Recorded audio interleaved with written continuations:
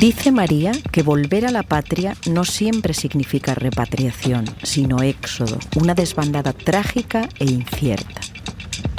Soy Berna González Harbour y esto es ¿Qué estás leyendo?, el podcast de libros del País. Hoy estamos con María Dueñas y con su nuevo libro, Por si un día volvemos, una historia de coraje y lucha feroz por sobrevivir.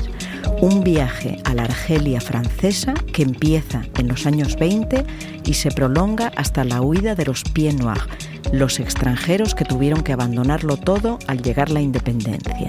Bienvenidos y bienvenidas a este podcast en el que, como sabéis, los únicos algoritmos somos nosotras.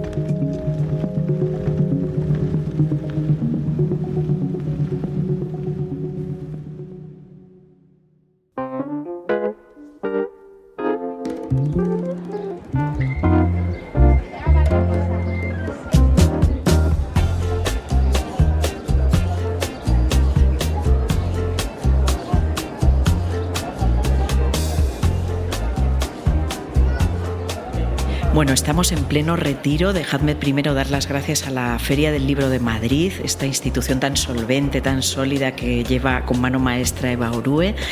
Y María, estamos aquí rodeadas de casetas, de lectores, de lectoras sobre todo, grabando por primera vez este podcast con público aquí. ¿Qué te dice esta feria? ¿Qué te dice esta compañía, este lugar? Bueno, estoy encantadísima. La feria para mí es un sitio muy querido desde antes de ser escritora, simplemente como lectora, y ahora pues llevo 15 años viniendo a la feria, así que para mí es una fiesta, lo que para todos los lectores, todos los escritores, y además ahora me llama mucho la atención que está muy viva también los días de diario, ¿no? Que antes era una cosa mucho más, de paseantes casi, de minoritaria, diario, y todo el mundo se reservaba para el sábado y el domingo, y ahora en mitad de la semana sigue siendo la fiesta un poquito más reducidita, pero animadísima. Yo creo que eso es estupendo para todos. A mí me ha llamado mucho la atención también la cantidad de jóvenes. Antes se veían colegios entre semana, pero ahora hay chavales de 20 y pocos ahí consultando su Instagram, sus influencers, supongo, sí. sus prescriptores, y eligiendo libros de forma muy concienzuda, ¿no? Bueno, sí. Vamos con tu nuevo libro, Por si un día volvemos. Enhorabuena, lo primero. Muchas gracias. María, nos has devuelto a la Argelia, que fue protectorado francés, nos has devuelto al Mediterráneo, que fue una gran zona mental que ya tocaste en el tiempo entre costuras. ¿Por qué volvemos ahí? Pues porque en Argelia, en diversos momentos de su historia, ha habido un vínculo enorme con España, con la península, por la cercanía geográfica y por cuestiones históricas y por razones muy distintas, ¿no? Argelia fue propiedad de la corona española, una posesión de la corona española durante más de 300 años, pero era más, militar, comercial, para proteger el comercio en el Mediterráneo. Después dejó de serlo y cuando llega a la Argelia francesa, a partir de 1830, lo que empiezan a desembarcar, sobre todo en el puerto de Orán, pero también en algunos otros del litoral y el de la capital, Argel, son muchísimos emigrantes españoles, muchos, cientos de miles, que vienen del Levante, que vienen del sureste, de la costa, de Valencia, Alicante, Murcia, Almería, de otros puntos más del interior del Mediterráneo, y que forman una masa de población muy interesante, muy variopinta, hasta 1962, hasta que llega la independencia de Argelia. Claro, como mayoritariamente ya se han afrancesado, pues casi todos se van a Francia, se diluyen entre aquella gran comunidad de Pieds Noirs, que son los europeos que tienen que salir de Argelia, y se nos quedan fuera del radar. Hay algunos en España, unos cuantos miles, pero son los menos, y se nos había perdido en gran manera la noción de aquellas gentes. Había sido muy poco tratada en la narrativa contemporánea. Ahora en esta feria me lo están agradeciendo. No hay firma que haga que no me vengan 2 o 3 personas. Yo soy Pieds Noirs, yo soy de familia Pieds Noirs, mis abuelos, mis padres, y lo agradecen muchísimo. Casi nos habíamos olvidado de ellos. Y a mí me interesaba mucho explorar ese territorio en el que se suma emigración, después se suma exilio. En fin, hay muchísimos matices que me interesaba rescatar para una novela, y ha llegado el momento.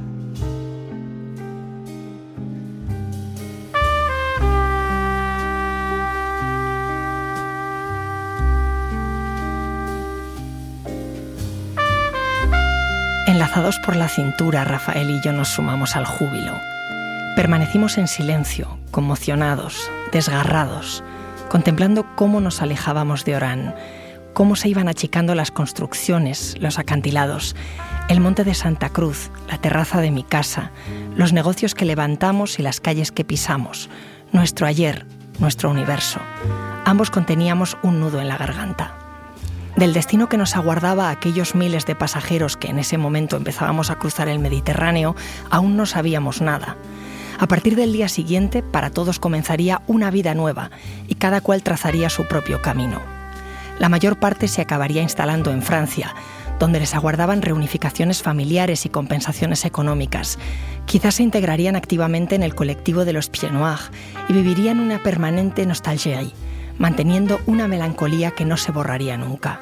Otros, los menos, terminarían asentándose en España, en la costa alicantina sobre todo. Rafael y yo aún éramos incapaces de prever qué sería de nosotros.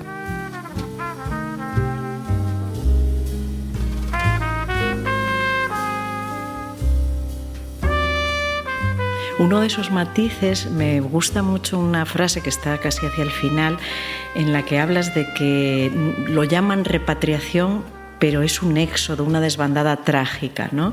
Y de hecho nos hace pensar en toda esa cantidad de personas que íbamos del norte al sur hace un siglo y hoy son del sur al norte los que están viniendo en unos movimientos muy desgarrados de población. ¿Te duele todos esos movimientos tan tortuosos de migrantes, los de hace un siglo, los de ahora, ese desgarro que se vive en esos movimientos? Absolutamente, claro que me duele en el alma, es como dices, desgarrador ver la situación actual, que no es más que la historia de la humanidad. Desde que el mundo es mundo nos hemos estado moviendo por todas partes y bueno, siempre ha habido aventureros y ha habido viajeros, pero la mayoría de los grandes movimientos de población vienen forzados por situaciones adversas, ¿no? Y igual que aquellos españoles de los que yo hablo en mi novela se iban porque España en aquellos momentos, finales del XIX, principios del XX, no les ofrecía oportunidades, gente que venía del entorno rural, de campos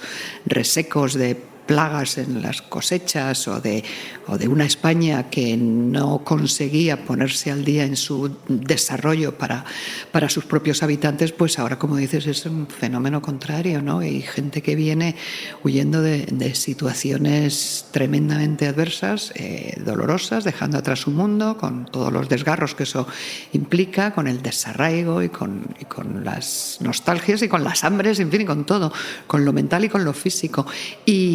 Y es un movimiento contrario, pero se nos olvida que nosotros éramos ellos hace 4 días, con destino a Argelia, con destino a Argentina, con destino a Venezuela, qué sé yo, o a Europa en los años 60, 70, que los españoles hemos sido también muy emigrantes porque nos hacía falta, no por otra razón.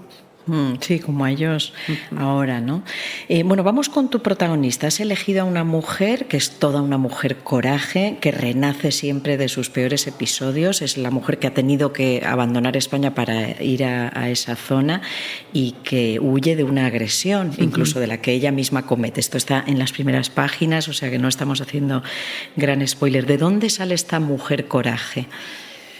Pues un amigo investigador que ha trabajado mucho con la Argelia francesa y sus libros han sido un referente para mí, me decía, medio en broma, medio en serio, que aquella Argelia estaba llena de Cecilias y de Cecilios, de hombres y mujeres como mi protagonista, ¿no? Que dejan atrás un pasado, que llegan a un territorio desconocido. Algunos tenían familia, cierto arraigo generacional o vecinos o parientes, pero muchos llegaban a la buena de Dios, ¿no? Y tenían que empezar a trabajar en lo más bajo, por no decir a veces hasta sórdido, ¿no? Cecilia empieza en los cultivos, en las fermas del tabaco, arrancando hoja de tabaco como jornalera de sol a sol, dejándose el alma para ganar 4 céntimos, ¿no? Trabajará en el servicio doméstico, que era otra cosa que hacían muchísimas mujeres españolas en Argelia. Trabajaban para casas burguesas francesas como limpiadoras, costureras, amas de cría, cocineras, en fin, lo que les diesen. Trabaja como lavandera, igual para familias francesas. Trabaja en una fábrica de tabaco, que aquello era muy también de las españolas de entonces, en la gran fábrica Bastos de de Orán y bueno, va progresando muy poco a poco, con muchísimo esfuerzo, sacando las uñas, sufriendo adversidades, abusos de todo tipo, y viene a ser un poco la vida de aquella gente, ¿no? Nada era fácil, nada era regalado, todo era ir prosperando sin grandes objetivos. Tu gran propósito era qué voy a comer mañana, ¿no? Y con qué techo me va a cubrir y dónde van a caer mis huesos a dormir esta noche. Y poco a poco, pues es una gente que avanza mucho, y por eso es tan triste. Volvemos un poco al final de la novela, ¿no? Cuando se marchan en el 62, por eso es tan triste para ellos, ¿no? Porque después de décadas, a veces generaciones enteras, de trabajo sin parar, de esfuerzo, de dejarse el alma para salir adelante, pues ver que lo pierdes todo es doloroso y es incierto. Y le pasa a Cecilia, que es un personaje de ficción, pero al final viene a representar a muchísimos seres humanos que pasaron por las mismas circunstancias.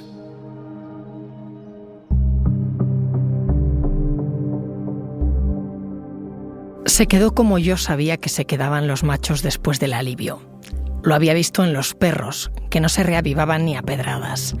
Lo había visto cuando el Francisco me empujó contra la tapia de un corral y se restregó contra mí aquella noche de San Lorenzo, sin abrirse siquiera la bragueta, cuando volvió por primera vez de la guerra de Marruecos. Como cuando los guarros montaban a las guarras, o cuando mi padre le decía a mi madre: date la vuelta, mujer, y ella obedecía y no protestaba. Flojos, medio idiotas sabía yo que se quedaban los machos, apagados, como lerdos. Lo mismo le pasó al hombre cuando se sació, hincado dentro de mí todavía, aunque ya desinflado, sin menearse. Aguanté un rato, no sabría decir si fue largo o corto, con los ojos muy abiertos, pensando y sin pensar, solo quería salir de debajo de ese hombre. Cuando el roncar se le hizo seguido, logré sacar una mano y empecé a moverla hacia donde padre dejaba los aperos.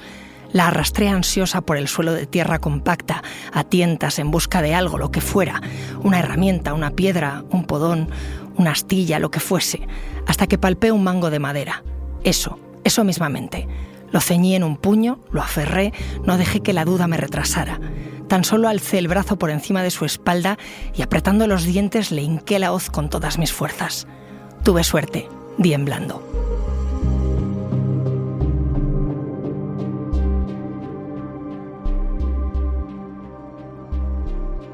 Vais a encontrar amor, coraje, desamor, agresiones, aventuras y entretenimiento. Son novelas para aprender. Yo he aprendido y te quería preguntar si tú, ¿cómo defines tu literatura? ¿Crees que son unos libros para aprender, que nos pueden dejar algo que aprender, o cómo lo defines? No es mi intención primordial el aprendizaje. Yo lo que quiero es escribir una literatura que conmueva, que emocione, que atrape, que seduzca, que entretenga. Y si en paralelo a todo eso, a quien cierra el libro después de 500 páginas se lleva además la sensación de que ha aprendido algo, de que yo le he podido abrir los ojos a un mundo y a un territorio desconocido y a una situación por la que vivió una gente en un contexto determinado de la que antes no tenía conocimiento,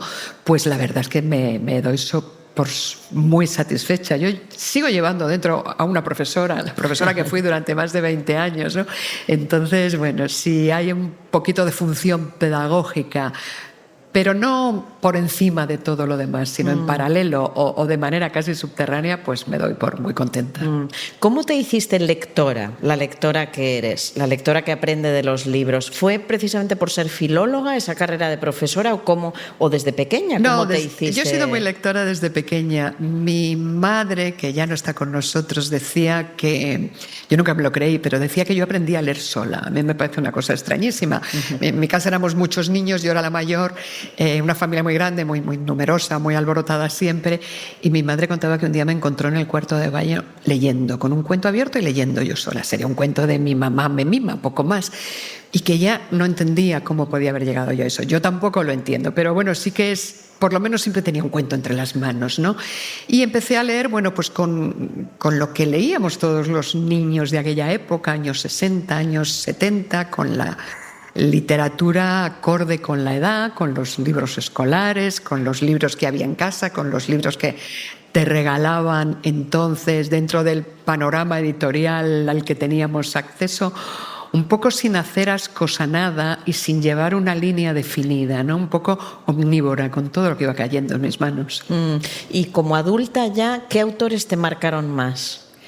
Me han marcado mucho. Cada vez que me preguntáis los periodistas por un autor concreto, no sé qué responder. A menudo tengo la tentación de mentiros y cada vez decir uno distinto, porque en realidad me cuesta mucho trabajo decir uno solo, ¿no? Porque, bueno, ha habido... Bueno, varios. Sí, momentos de crecimiento. Yo suelo referirme mucho a mis años de primera juventud a la escritora británica Enid Blyton, que con su Club de los 7 Secretos, con sus libros de los 5, los internados de Torres de Mallory, Santa Clara, no era alta literatura, no era buena literatura. Además, las traducciones eran pésimas. O sea que no era una literatura que pasase a los anales, que nos dejase una huella en el recorrido de la literatura universal. Pero a mí, y me consta que a muchísimos niños de nuestra época, nos abrió tanto los ojos a otros mundos, nos permitió vivir tantas pequeñas aventuras que nos sacaban de nuestro día a día de entonces, que era pequeñito, tranquilo, aburrido, digamos, que a mí me marcó en ese sentido, ¿no? Yo vivía a través de unos niños unas aventuras alternativas que no tenían nada que ver conmigo, ni con mi mundo, ni con mi proyección de futuro, no eran en la literatura aspiracional, porque tú no podrías hacer eso nunca, era un mundo tan distinto, pero nos abrió los ojos a otras pequeñas realidades. Entonces te podría mencionar eso, autores como Enid Blyton, que sin pertenecer al canon literario respetuoso, bueno, pues fue una autora que algo dejó en mi vida. Después he leído muchísimas cosas más, me han fascinado miles de autores, bueno, miles no, pero vamos, me han fascinado decenas, cientos de autores, pero cada uno por una cosa, en un momento distinto, ¿no? Yo como lectora, y yo creo que todos en general, no reaccionamos igual a los libros en todo momento, ¿no? Depende un poco de en qué circunstancias, dónde los leamos, con qué estado de ánimo, qué está pasando a nuestro alrededor, qué inquietudes tenemos en ese momento. Y entonces, bueno, pues la lista puede ser interminable según los años, que yo ya acumulo bastantes. ¿Y escritora, en qué momento surge esa pulsión? Porque el tiempo entre costuras y tu literatura empieza cuando ya llevabas... Sí, yo soy una escritora de ficción, una novelista tardía. Yo publiqué El tiempo entre costuras con 40 y algún año. Pero yo vengo del mundo de las letras, de las humanidades, de la filología, vengo del mundo de la universidad. Siempre he tenido ese interés por las letras, por la lengua, por la manipulación del lenguaje, por la exploración y el entendimiento del idioma. Siempre he escrito mucho, lo que pasa es que lo mío ha sido escritura académica, que es una escuela magnífica, nos pasa a los periodistas también, ¿no? Ya vamos con una mili hecha casi para la hora de escribir ficción. Te puedes plantear muchas cosas, pero cómo unir las palabras no es para nosotros un problema, ¿no? Y entonces ya al escribir ficción trabajas en otros niveles de planteamiento, de texto, pero en juntar frases, palabras, conseguir ritmo y hacer un uso preciso y concreto del lenguaje para según que queramos contar, yo eso ya lo llevaba dentro por mí. Por todos mis años de profesora, de investigadora, de escritora de artículos en inglés, en español, utilizando las dos lenguas, que a mí me ha sido también muy útil para definir después mi estilo como novelista, ¿no? Pero vamos, volviendo al origen de la pregunta, escritora de ficción soy a partir de los 40. Sí. Bueno, y te convertiste en superventas. Sí. ¿Te molesta ser considerada como bestseller y, digamos, ser ignorada? Sí, simplemente ignorada igual por la crítica o los grandes suplementos literarios. Sí, a veces resulta muy molesto, si te soy sincera, pero no porque yo exija un tratamiento, ni por nada del estilo. Es que se hace un poco cargante que cada vez que hablen de ti, tú tengas que llevar la etiqueta de bestseller o de superventas pegada. Es que no te la quitan. Y eso no sé si es bueno o es malo, pero resulta cargante, sinceramente. Me pueden dejar con mi nombre sola, no hace falta que no sé, el resto de los autores o la mayoría de los autores dicen, pues el escritor fulano, mengano, ha escrito esto, ha escrito lo otro. O puedes decir como mucho, no sé, el escritor catalán o argentino, pero sí, llevar toda la vida la mochila a cuestas cada vez que veo mi nombre con superventas o desde lado es un poco pesado, yo creo, pero es un poco original por parte de quien escribe eso, ¿no? Y eso luego además lleva unos peajes, claramente. Por vender mucho, por publicar dentro de una editorial determinada, por contar historia, que a menudo son historias de mujeres, una mujer en portada o tal, sí que hay... Yo diría que prejuicio simplemente, y luego ese prejuicio tiene muchas extensiones y se prolonga en maneras y tratos distintos. Pero por una parte de la crítica y del periodismo cultural e incluso entre compañeros a veces hay ese prejuicio que yo creo, intuyo y espero que está empezando a diluirse un poco, ¿no? Que tenemos que es lo ideal, seamos tolerantes, ¿no? Y no hablemos desde el desconocimiento de las cosas. Léanme, claro. Y luego opinen, y luego cada uno que opine lo que le dé la gana, que yo no voy a imponer que gusten más o menos mis libros, pero desde el desconocimiento absoluto, que te encasillen y aquello sea una categoría inmóvil de la que no vas a salir nunca, se hace un poco pesado. Bueno, igual también es envidia, ¿no? No lo sé, no sé qué, no sé, bueno, puedo tener mis intuiciones de lo que es, pero bueno, ahí lo dejamos, no sé qué pasa. Bueno, vamos a escuchar ya sus recomendaciones, ya sabéis que esto es ¿Qué estás leyendo?, el podcast de Libros del País. Siempre pido a mis invitadas, mis invitados, que nos traigan 5 recomendaciones y ella nos las va a ir contando. Antes vamos a escuchar las que nos hace esta semana Babelia. Soy Guillermo Altares, redactor jefe del área de cultura del País.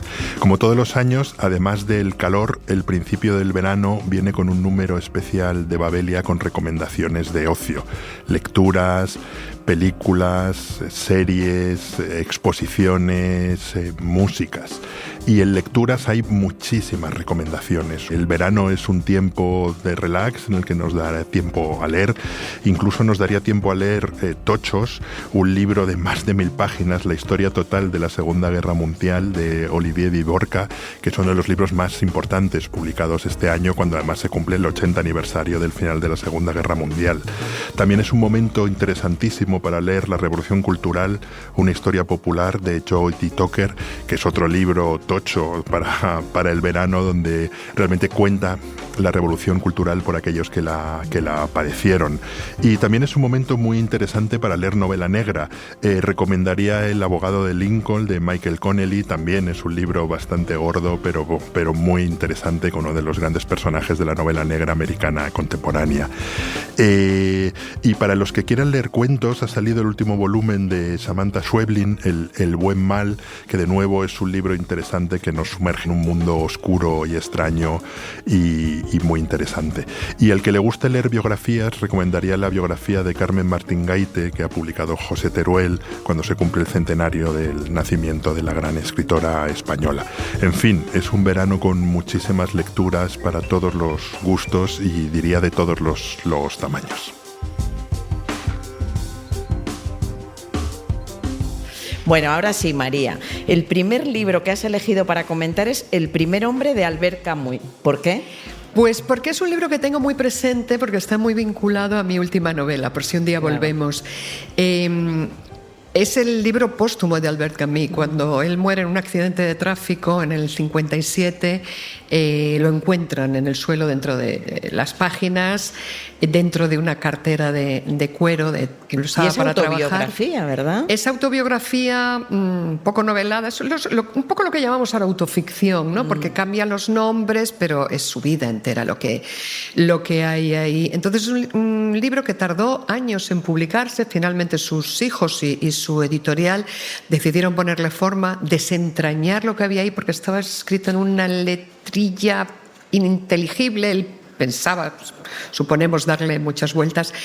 Y al final viene a hablar de esta Argelia francesa de la que yo hablo en mi novela, de esos niños procedentes de la emigración en gran manera. La familia de Albert Camus era de padre alsaciano que murió muy, muy joven en la Primera Guerra Mundial y de madre descendiente de menorquines.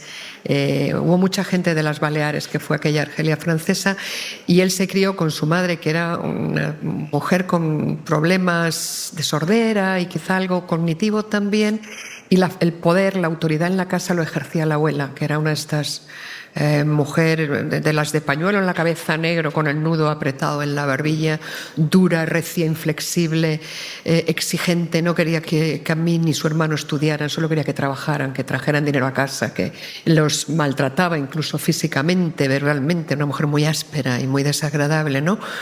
Y es gracias a un maestro de educación primaria cuando ve que el niño tiene una inteligencia muy viva, ganas de aprender, es un niño con un encanto, con un ángel especial, ¿no? Y entonces convence a la familia, le da clases particulares y logra que ese niño salga adelante.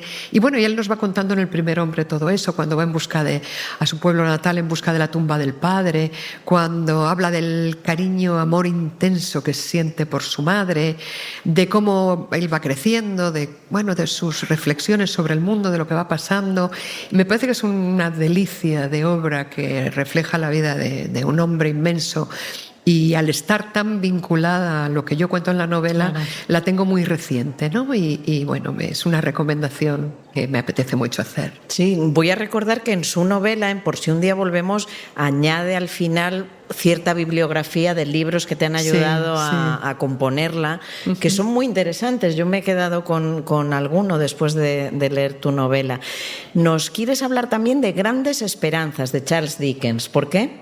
Bueno, Dickens es de estos autores que lees de joven siempre. Yo además soy filóloga inglesa, volví a leer en la universidad, he vuelto después.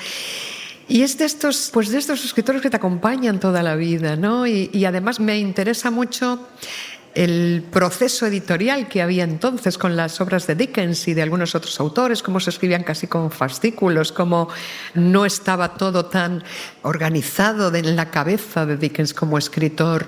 Yo que soy además una escritora, todo lo contrario, yo soy muy de planificar, soy muy estructurada, me concedo un margen de flexibilidad bastante amplio, pero intento no desmarcarme demasiado de las líneas que trazo al principio de la novela al plantearla. Aquí a Dickens le va diciendo a la gente, pues hace esto, pues vivirá, no vivirá, igual él lo tenía en la cabeza, igual va cambiando con la actitud de los lectores, ¿no? Y es bueno, pues ese tipo de literatura que ha quedado como gran literatura, pero que en principio era muy popular, muy cercana y muy de los lectores. Dices que planificas mucho. ¿Cuánto tiempo dedicas a planificar una novela y cuánto después a escribirla? Yo me paso unos meses siempre antes de empezar documentándome, buscando pues todo lo que cuento al final, ¿no? Estudios de todo tipo que me pueden interesar, desde los más académicos y los más especializados hasta literatura de la época, mapas, prensa, hablo con gente, llamo a 1000 puertas, enredo mucho. Y a la vez que voy con todo este trabajo documental, voy también pensando en la novela, estructurando, tomando decisiones por dónde quiero que vaya, cuáles van a ser los caminos que recorro, quién va a ser la protagonista, el protagonista, cómo, cuáles son sus rasgos generales. Luego ya les voy sumando muchas cosas, ¿no? Pero qué trasfondo histórico quiero que haya, hasta dónde quiero llegar en el tiempo, cuánto va a ser una historia de semanas, va a ser una historia de 35 años, como es Por si un día volvemos. Entonces todo eso es un trabajo de meses anterior a empezar a escribir. Luego me tengo que obligar a parar, porque por mí seguiría, pero ya me tengo que frenar y decir, venga, vamos ya de una vez. Capítulo 1, y ahí arranca todo. Pero esa fase inicial de toma de decisiones, de cuando está todo el mundo abierto para ti, ¿no? Y puedes trazar tú el camino que quieras, elegir quiénes van a acompañarte a lo largo de ese momento, qué tono narrativo quieres dar a la novela, qué ingredientes quieres que haya dentro, para mí es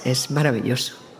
Bueno, nos traes otra recomendación también muy interesante, que es Un mundo para Julius, de Alfredo Bryce Echenique. Sí, fíjate que no me he dado cuenta porque me pediste estas recomendaciones y las hice un poco rápida y ahora me estoy dando cuenta de que algunas de ellas, y volveremos a alguna más, son libros que me llevan a mi juventud que hace tiempo que no leo, pero que ahí quedan en mi memoria como grandes obras literarias, pero con una dosis de afecto añadido, ¿no? Un mundo para Julius lo debí de leer con 16, 17 años quizá, y me fascinó, me pareció un libro tan bonito porque hay una crítica dura dentro, por supuesto, una crítica social tremenda, hay asuntos duros, pues una hermana que muere, en fin, decepciones en la vida de un niño, del pequeño Julius, pero está todo contado con tanta sutileza, con tanta ternura, con tanta elegancia, con tanto encanto, que es un libro para mí entrañable. Lo he vuelto a leer varias veces, pero hace tiempo que no vuelvo a él. Este verano me reencuentro con Julius y su mundo. Qué bueno es repasar a veces esos libros que nos gustaron, ¿verdad? ¿no? Sí. Porque además los coges con muchas ganas después de tanto tiempo. Alguno te defrauda alguna vez, ¿no? Pero muchos otros no. Muchos otros mantienen su magia. Yo reconozco, yo que defiendo y amo los libros físicos, reconozco que tiro a veces de audio para mientras conduzco, mientras cocino, escuchar esos clásicos, que sé que me va a costar sentarme a leer, ese Madame Bovary o El Quijote. Totalmente. Hago lo mismo, Berna, totalmente. Yo hago mucho, es que no me atrevo a decir leo mucho en audio, porque suena un poco raro, pero hago mucho audiolibro, sea como lo llamamos. Y sí, normalmente no es con novedades. Y si es con novedades es con algo que me interesa relativamente, que no es algo que me fascine, ¿no? Pero lo hago mucho con relecturas, con clásico, porque te permite seguir la audición sin que pierdas el ritmo, porque ya sabes lo que estás pasando, no te exige un 100% de atención constante, pero es tan agradable. Es una compañía magnífica. Es como oír un concierto, ¿no? Absolutamente. Yo hace poco me escuché 100 años de soledad y me sentía escuchando un concierto. Absolutamente. Yo ahora que vengo de viajes largos a América Latina, me fui, recuerdo, en un vuelo larguísimo de 11, 12 horas, fue poco después de morir Mario Vargas Llosa, y me fui oyendo conversación en la catedral. Entonces, maravilla. Bueno, nos traes, esta vez sí que es más reciente, La amiga estupenda de Elena Ferrante. Sí. Qué increíble. Que nos encantó, ¿verdad? Sí, a mí también.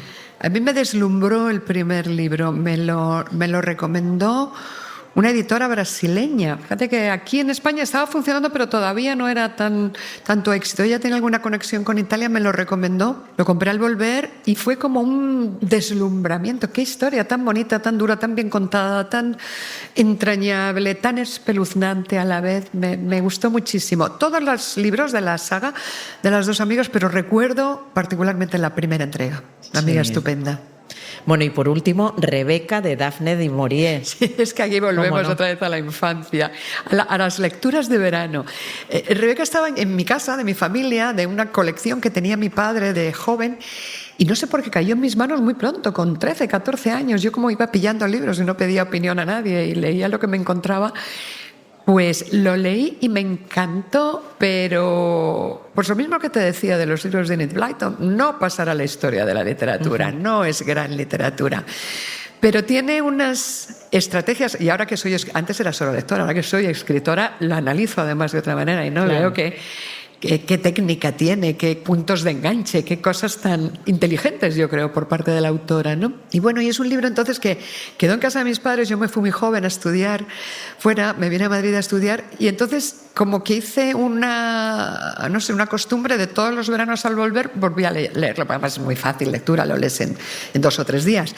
Y no sé, me acompañó, igual hace 1000 años que no he vuelto a él, pero cualquier día lo retomo, porque tiene muchas claves de cómo entretener con una literatura cercana y fácil y atrayente. Bueno, pues muchas gracias, María, por estas recomendaciones. Me he dejado, como verás, no he entrado en los grandes clásicos que, por supuesto, son fascinantes, de la gran historia de la literatura que todos conocemos y que a todos nos fascinan y de lo que todos hemos aprendido, ¿no? Quería como algunas lecturas un poco más de sal y pimienta, pero bueno, ahí quedan. Bueno, solemos despedirnos con un poema y has elegido uno de Mario Benedettis, Defensa de la alegría. Sí. ¿Por qué este poema? Porque últimamente me preguntan por mi palabra favorita y suelo decir que es alegría.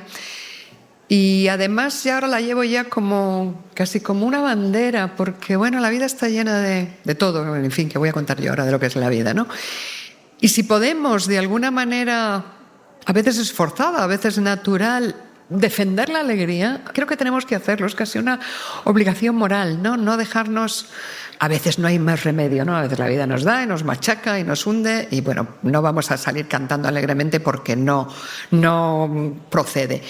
Pero otras veces, en vez de dejarnos llevar por la apatía, en vez de dejarnos llevar por las inercias, no sé, defendamos la alegría.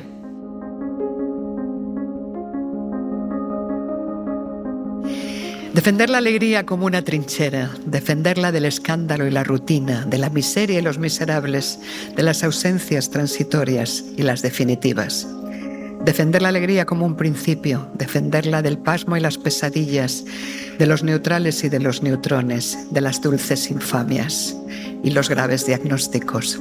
Defender la alegría como una bandera, defenderla del rayo y la melancolía, de los ingenios y de los canallas, de la retórica y los paros cardíacos, de las endemias y las academias. Defender la alegría como un destino, defenderla del juego y de los bomberos, de los suicidas y los homicidas, de las vacaciones y del agobio, de la obligación de estar alegres. Defender la alegría como una certeza, defenderla del óxido y la roña, de la famosa pátina del tiempo, del relente y del oportunismo, de los proxenetas de la risa.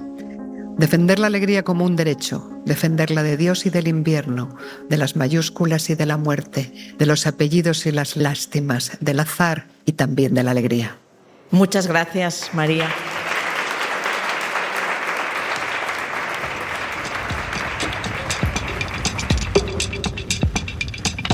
¿Qué estás leyendo? Es el podcast de libros del País. Lo presenta y edita Berna González Harbour, con dirección de Silvia Cruz La Peña, la edición de Ana Rivera, realización de José Juan Morales y diseño de sonido de Nicolás Sabertidis. Pronto volveremos con otro libro, otro tema y otro podcast. Gracias por escuchar.